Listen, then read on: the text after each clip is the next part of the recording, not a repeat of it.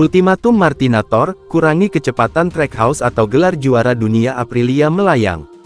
Jorge Martin merasa frustrasi dan tertekan setelah kalah telak dari duo pembalap tim satelit Trackhouse Racing, Raul Fernandez dan Ai Ogura, pada sesi sprint maupun balapan utama di MotoGP Belanda 2026. Hasil buruk di sirkuit Assen tersebut memicu krisis kepercayaan diri pada sang Martinator, yang kini berstatus sebagai pembalap utama tim pabrikan. Menyikapi situasi tersebut, Martin langsung mendesak CEO Aprilia Racing, Massimo Rivola, untuk menegakkan hierarki tim. Ia menegaskan bahwa sebagai pembalap utama sekaligus pemimpin klasemen, dirinya harus mendapatkan prioritas penuh dan jaminan paket motor terbaik demi mengamankan poin kejuaraan.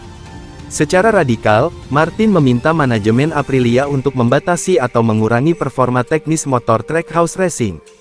Ia mengusulkan langkah konkret berupa penurunan fungsi, downgrade penahanan pembaruan aerodinamika, hingga pembatasan pemetaan mesin, mapping, agar kecepatan tim satelit tidak lagi melampaui tim pabrikan.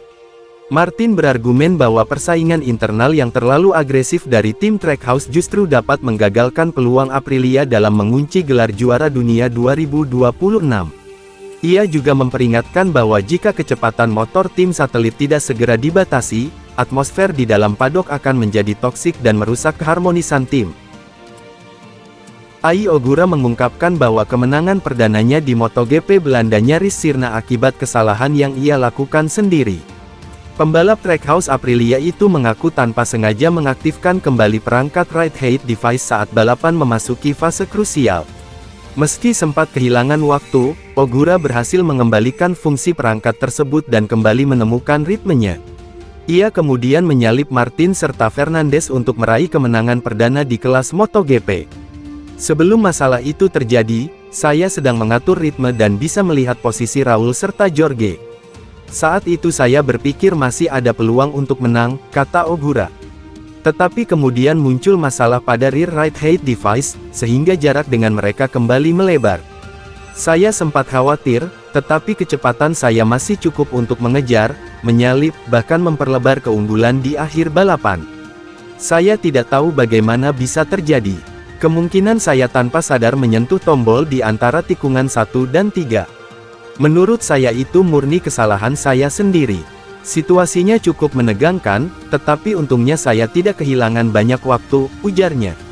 Kemenangan di Assen membuat Ogura memangkas selisihnya menjadi hanya 16 poin dari pemuncak klasemen MotoGP 2026.